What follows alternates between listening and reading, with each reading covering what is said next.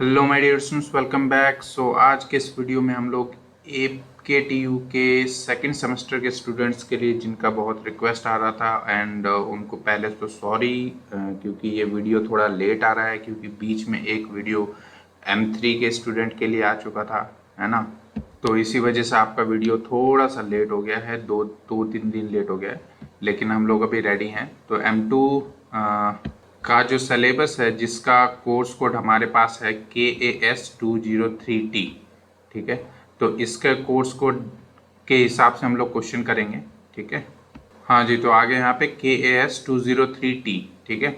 ये मैथमेटिक्स 2 है आपका, जिसके में कोर्स है आपके पास ये ordinary differential equation, multi variables calculus, sequence and series, complex variable differentiation and complex variable integration. तो इसके एमसीक्यूज के लिए पहले मुझे ये जानना था कि इसमें किस तरह के क्वेश्चन आप लोगों के एग्जाम में आते रहे हैं। तो इसके लिए मैंने क्या किया था, पिछले आपके जो क्वेश्चन पेपर है वो सारे डाउनलोड किए थे, ठीक है। और उसके हिसाब से मुझे लगा कि कौन कौन से क्वेश्चन आ सकते हैं, किस तरीके के क्वेश्चन आपके एग्जाम में आए हुए हैं, क्योंकि जो क्वेश्चन आए हुए हैं उसी से रिलेटेड क्वेश्चन आप लोगों के एग्जाम में आने के चांसेस बहुत ज़्यादा रहते हैं, ठीक है। और मैंने पिछले वीडियोस में आप लोगों को बताया भी था कि किस तरीके से आप AKTU ऑनलाइन पे जाके, UPTU ऑनलाइन पे जाके क्वेश्चन पेपर को आप डाउनलोड कर सकते हो। तो वहीं से मैंने क्वेश्चन पेपर डाउनलोड किया। ये क्वेश्चन पेपर मुझे मिला 2018-19 का, जिसका कोर्स कोड आपके पास क्या था, KAS203, ठीक है। उसमें मैंने देखा कि जो 2019 में क्वेश्चन पेपर आया, कुछ इस तरह के क्वेश्चंस आए हुए हैं, ठीक है। तो ऐसे ही क्वेश्चंस आप लोगों के एग्जाम में आने लायक हैं, ठीक है। तो ये सब चीजें क्वेश्चंस आप लोगों को देख के जाने हैं, ओके।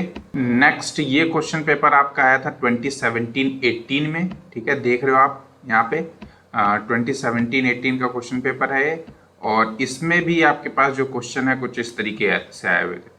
तो इसमें हालांकि इसमें इन्वर्स लैप्लास और ये सब है, लेकिन ये आपके इस बार एग्जाम में नहीं आएगा, क्योंकि आपने कोर्स में देखा था उसमें लैप्लास और लैप्लास इन्वर्स नहीं है, ठीक है। इसमें आपका कहीं भी लैप्लास और लैप्लास इन्वर्स नहीं है, लेकिन 2018 में हो सकता है आपके सिलेबस में लैप्लास इन्वर्स हो, इस वजह से वो आया है, ठीक है। तो इसके बाद हमने और क्वेश्चन पेपर सर्च किए, जिसमें हमारे पास NAS203 का क्वेश्चन पेपर भी हमें मिला 2017-18 का। ये भी मैथमेटिक्स 2 से रिलेटेड है, कोर्स कोड डिफर हो सकता है, लेकिन जो क्वेश्चंस आए हैं ना वो हमें ज़्यादा पिक करने हैं, ठीक है। तो यहाँ पे भी आपके पास देखिए डिफरेंशियल इक्वेशन के यहाँ क्वेश्चन देखने को मिल रहे हैं, है ना। लेजेंडर्स पॉलिनोमियल, ये सब चीज़ें बेजल सी आपके में है नहीं, लैप्लास इन्वर्स है नहीं। तो जो क्वेश्चंस हमारे से रिलेटेड है, those questions will do only, ठीक है। तो चलिए फिर एमसीक्यूज देख लेते हैं। उसी तरह ये EAS203 का क्वेश्चन पेपर था, ठीक है। क्वेश्चन पेपर आपको मिल जाएगा, मैंने आपको बताया था कैसे डाउनलोड करना है।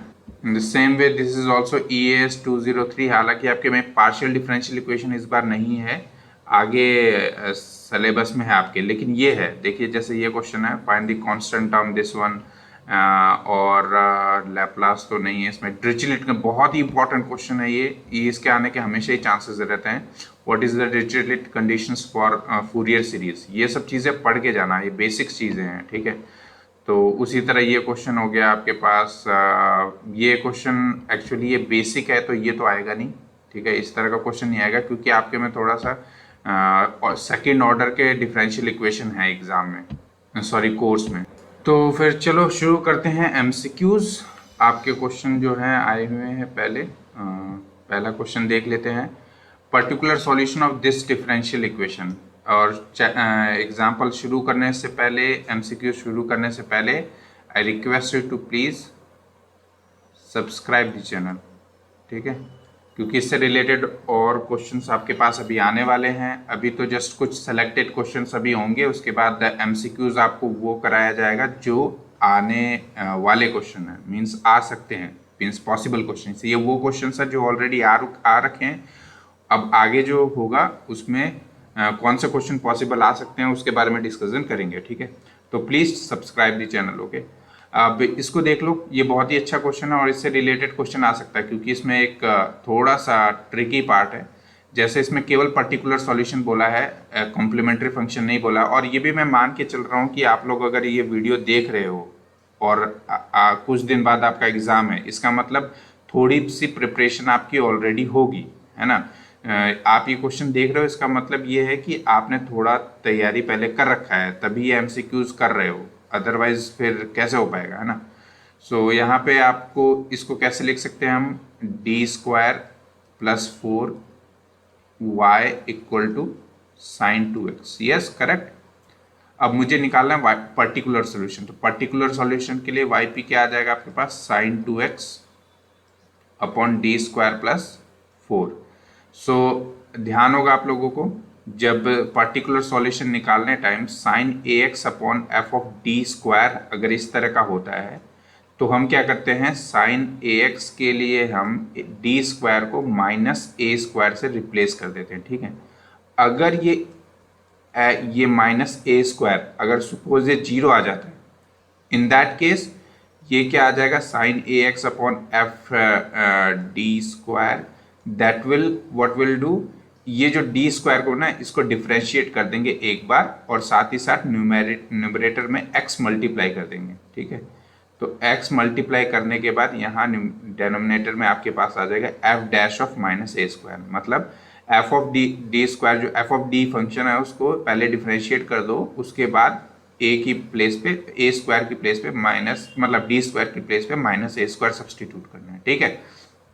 तो यहाँ देखते हैं क्या केस आ रहा है, जब आप यहाँ पे a क्या है 2 और 2 की प्लेस आप यहाँ पर d² पे -2² सब्सटीट्यूट करोगे तो sin2x अपॉन ये आ जाएगा आपके पास -4 + 4, तो ये तो 0 हो गया, तो 0 हो गया मतलब पर्टिकुलर सॉल्यूशन एग्जिस्ट ही नहीं कर रहा है, तो लेकिन ऐसा तो नहीं होगा, पर्टिकुलर सॉल्यूशन भी होगा इसका। तो इसके लिए क्या करना है, ये केस आ गया हमारे पास, तो हमें क्या करना पड़ेगा, x से मल्टीप्लाई करना है और जो f है उसको डेरिवेट करना है विद रेस्पेक्ट टू d, ठीक है।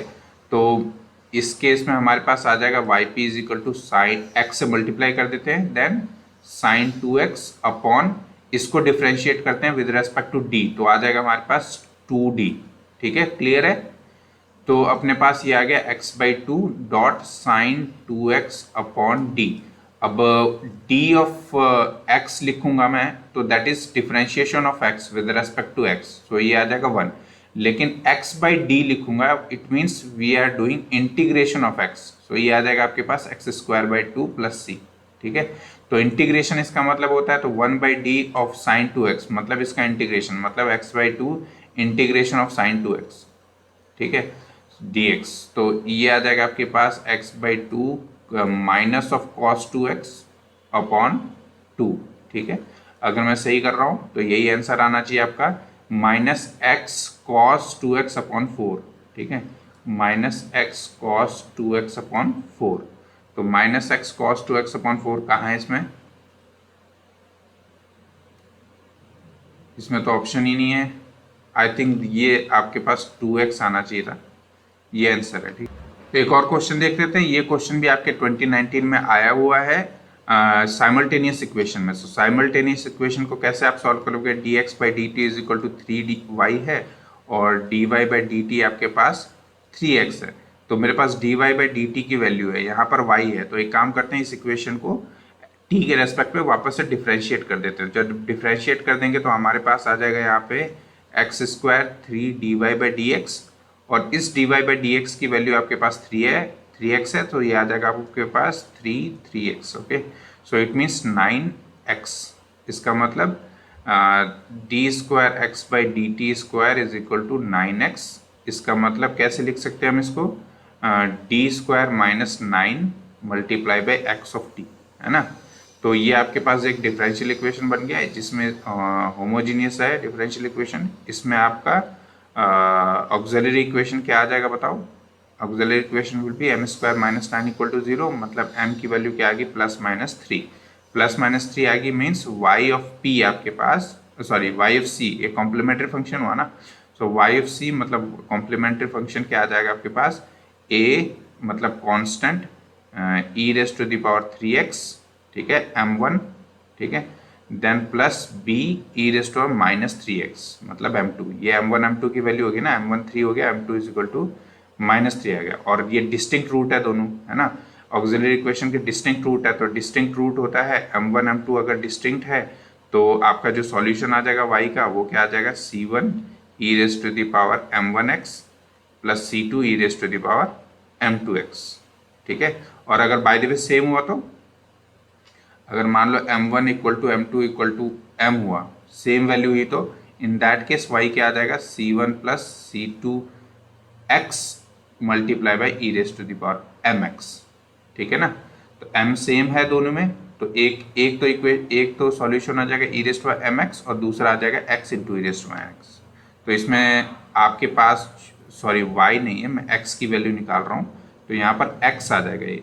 सो एक्स टी की वैल्यू आपके पास आ गई, और यहाँ पे x नहीं होगा, तो सॉरी एक्चुअली x की आप देख रहे हो कि चैनल का नाम ही let's find the value of x है तो हर जगह x ही ध्यान में आ रहा है। Okay, so this will be t because t यहाँ पे इंडिपेंडेंट वेरिएबल है। ठीक है, सो x ऑफ t आपके पास आ गया a e raise to the power 3t plus b e raise to minus 3t। ठीक है, तो ये आपके पास x की वैल्यू आ गई।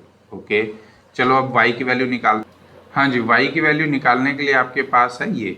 ठीक है, so D Y by D X D T is equal to आपको दिया 3 ऑफ x, और x की वैल्यू जस्ट आपने यहाँ पर निकाली। तो x की वैल्यू मैं कर देता हूँ यहाँ पे सब्सटीट्यूट, तो e raise to the power 3t plus b e raise to minus 3t।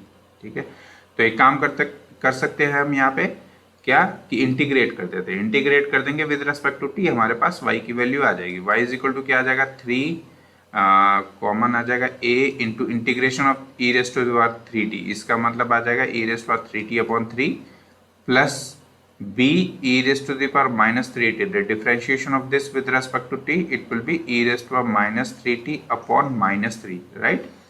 सो आपके पास क्या आ जाएगा यहाँ पे प्लस कांस्टेंट ऑफ इंटीग्रेशन भी आप लिख सकते हो, बट यहाँ ऑप्शन में देखने को नहीं मिल रहा है, तो you can exclude, you can take it as 0 also, this not the issue.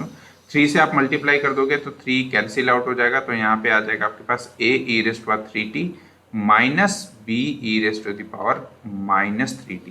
ठीक है, तो ये आपके पास y ऑफ t की वैल्यू होगी, और यहाँ आपके पास x ऑफ t की वैल्यू होगी। इस तरीके से आपको सॉल्व करना है system of simultaneous differential equation. ठीक है, तो आपका आंसर यहाँ पे हो जाएगा ये वाला, है ना, कौन सा हो जाएगा, यही हो जाएगा।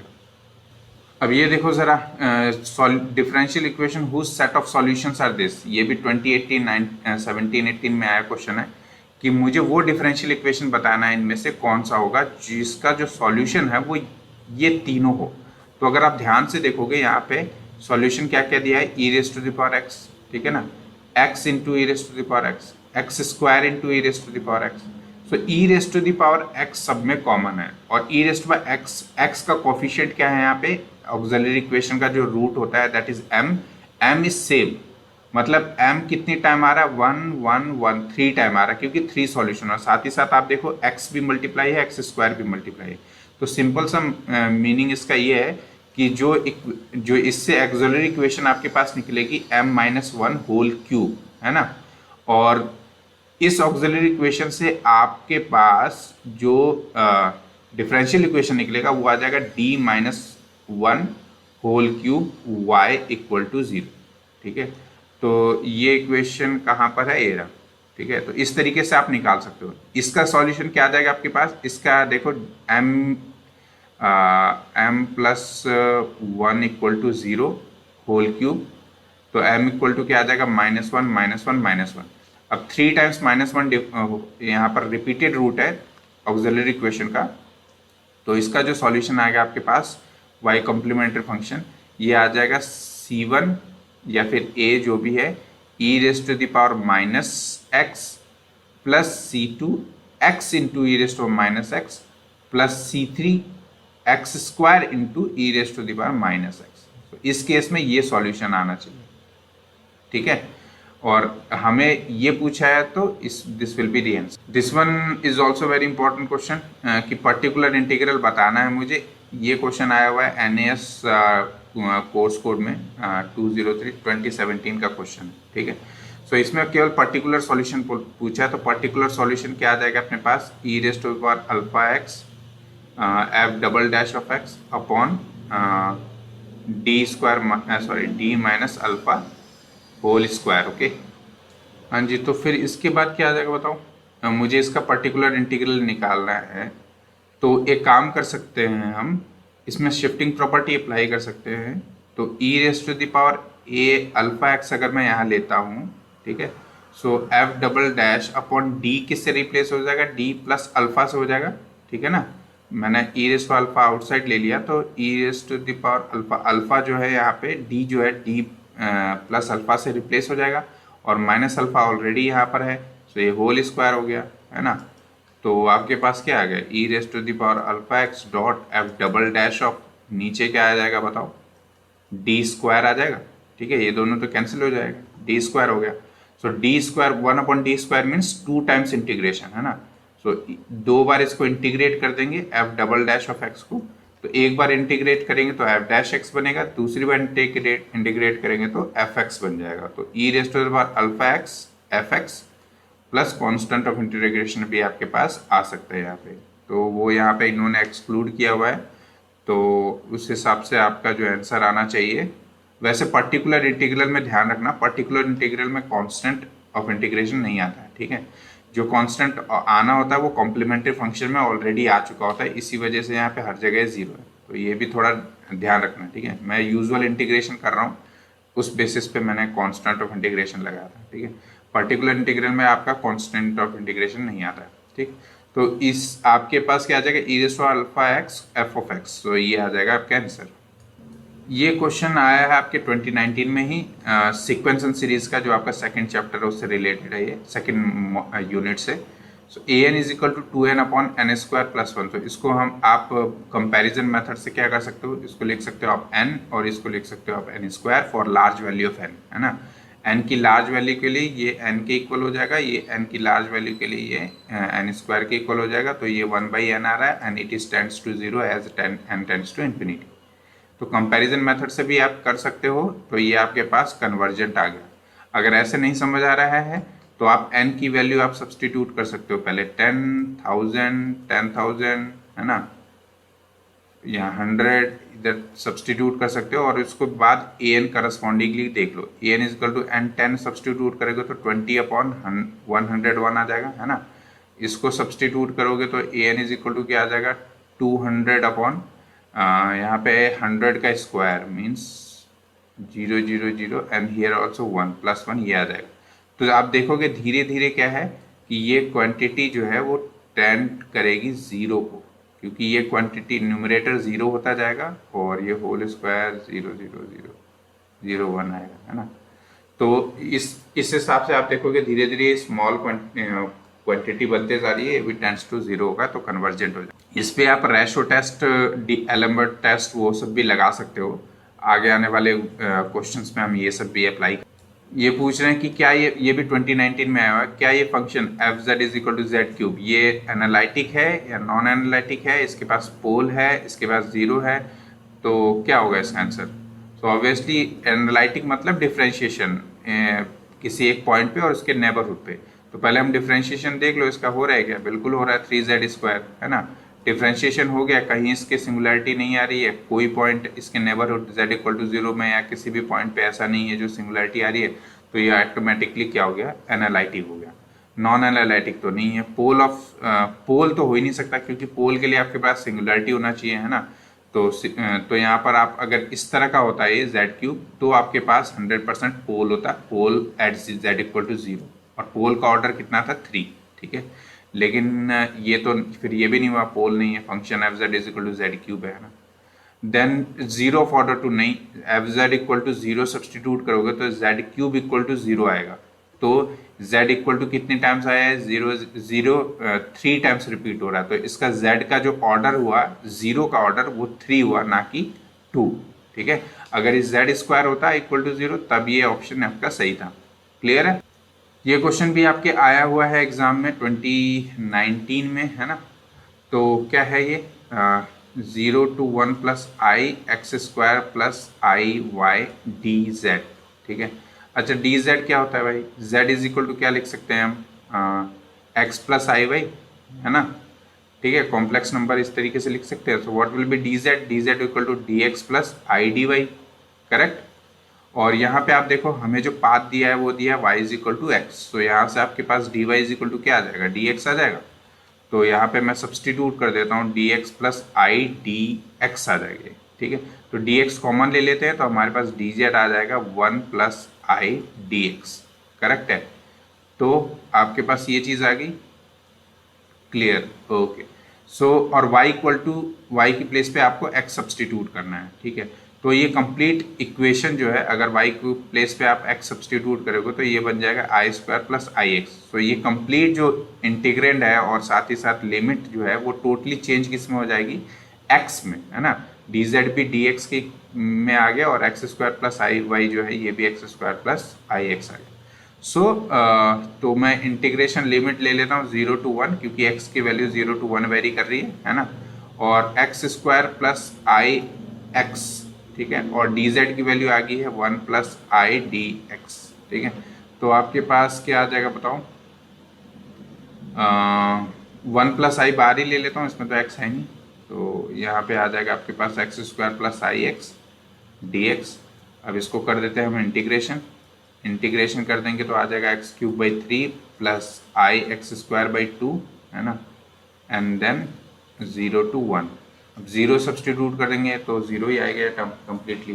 तो अपर लिमिट हमारे पास 1 है तो 1 ही सब्सटीट्यूट कर देते केवल, तो 1/3 प्लस आई बाई 2, ठीक है। प्लस होगा माइनस होगा यार, इधर स्टार्टिंग से गलत लेके चल रहा हूँ मैं, यहाँ पे माइनस आना चाहिए, है ना, यहाँ माइनस है भी ध्यान आ रहा है, ये माइनस है, यहाँ पर भी माइनस है, ठीक है। सो माइनस है तो क्या डिफरेंस उतना नहीं आएगा, 1 प्लस आई आंसर में तो डिफरेंस आएगा ही 1 प्लस आई यहाँ पे आ जाएगा आपके पास 6 2 माइनस 3i, ठीक है।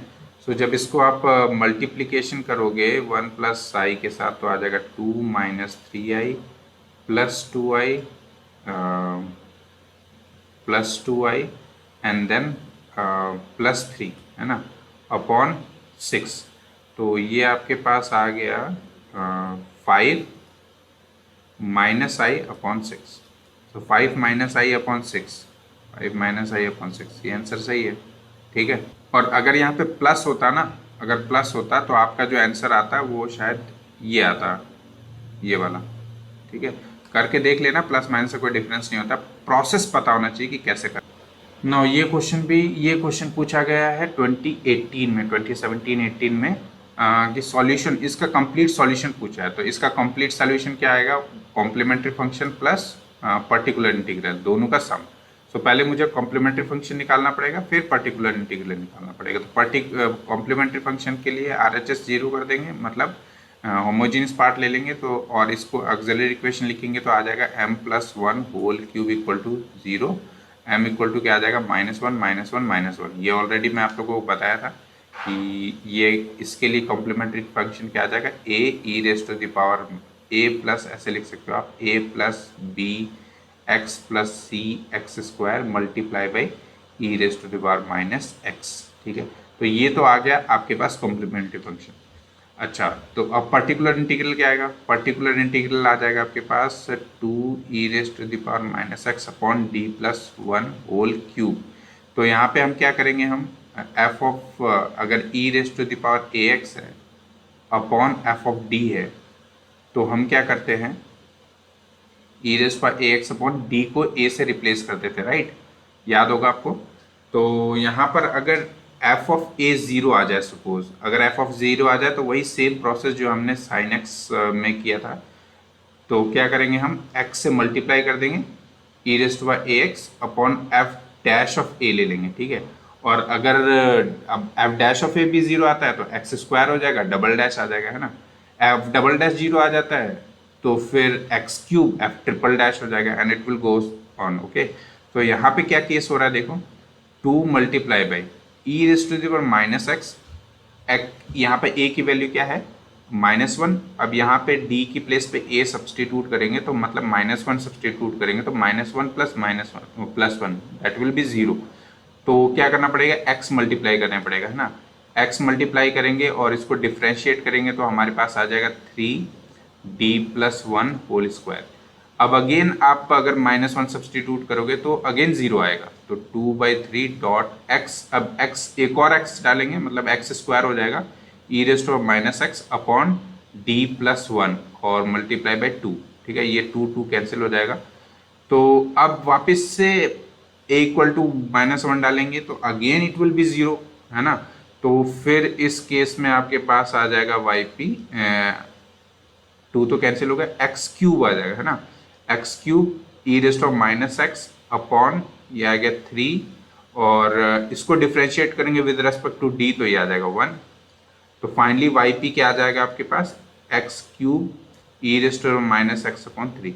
तो इस तरह का क्वेश्चन आने के चांसेस हैं आपके पास, है ना। तो आप कंपेयर कर लो आंसर कौन सा सही आ रहा है।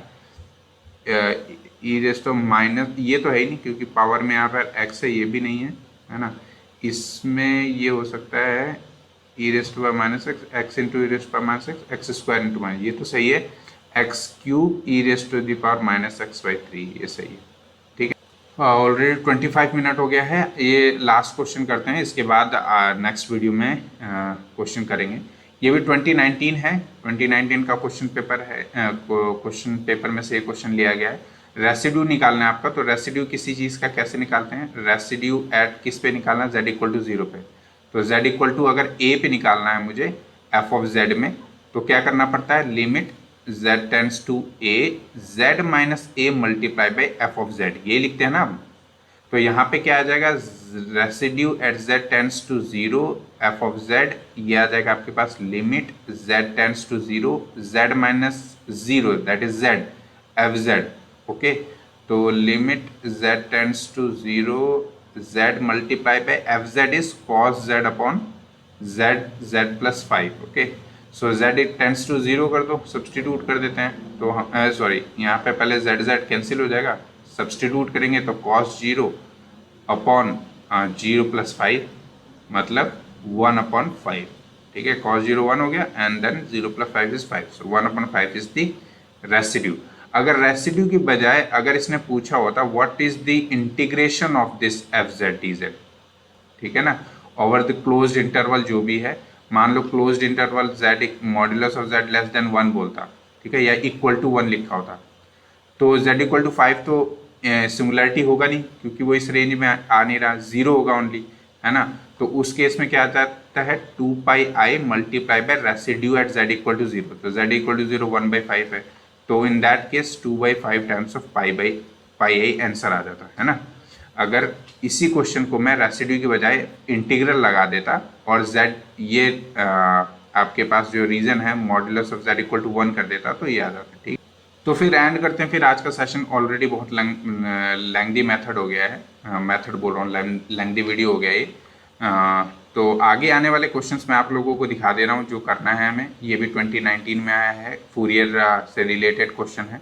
उसके बाद ये gamma function, beta gamma function से रिलेटेड क्वेश्चन है, कांस्टेंट ऑफ इंटीग्रेशन से constant in the expansion of Fourier series, है ना। Then particular integral of this, ये सारे क्वेश्चन वही हैं जो आप लोगों के एग्जाम में ऑलरेडी आ गए हैं। डेफिनेशन ऑफ कन्फॉर्मल मैपिंग जरूर देख लेना, कन्फॉर्मल मैपिंग से रिलेटेड एक क्वेश्चन मैंने यहाँ पे दिया हुआ है जिसका डिस्कशन नेक्स्ट वीडियो में करेंगे, ठीक है। So please everyone subscribe the channel, ठीक है, चैनल को सब्सक्राइब कर लेना ताकि आप लोगों को आगे ऐसे वीडियोस मिलते रहे, क्योंकि एग्ज़ाम अभी आने वाले हैं और रिलेटेड वीडियोस आते रहेंगे इसमें। और अपने जूनियर्स को और सीनियर्स को भी कहना कि चैनल को सब्सक्राइब करें, क्योंकि आप लोगों के लिए बहुत बेनिफिट होने वाला है ये, ठीक है। सो M2 के सारे स्टूडेंट्स को जल्दी से ये वीडियो शेयर कर दो, यही कह सकता हूँ मैं, और इतना एक्सपेक्टेशन आप लोगों से मैं रखता हूँ, ठीक है। सो मिलते हैं फिर नेक्स्ट वीडियो में। इसका PDF जो है मैं नेक्स्ट वीडियो के उसमें दे दूंगा पिन कमेंट में, ठीक है, वहाँ से आप डाउनलोड कर सकते हो, क्योंकि मैं सोच रहा हूँ पहले ये इतने क्वेश्चन कंप्लीट कर दूँ तभी इसका PDF दूँ, और एक जो जगह थोड़ी सी एडिशन मतलब ऑप्शन में गलती थी वो भी मैं एडिट कर दूंगा, ठीक है। सो उसके बाद अपलोड कर दूंगा, आपके एग्ज़ाम से पहले ये सारी चीज़ें अपलोड हो जाएगी, ठीक है। सो फिर ठीक है, all the best for your preparation and exam. Thank you so much for watching the whole video, see you in the next video.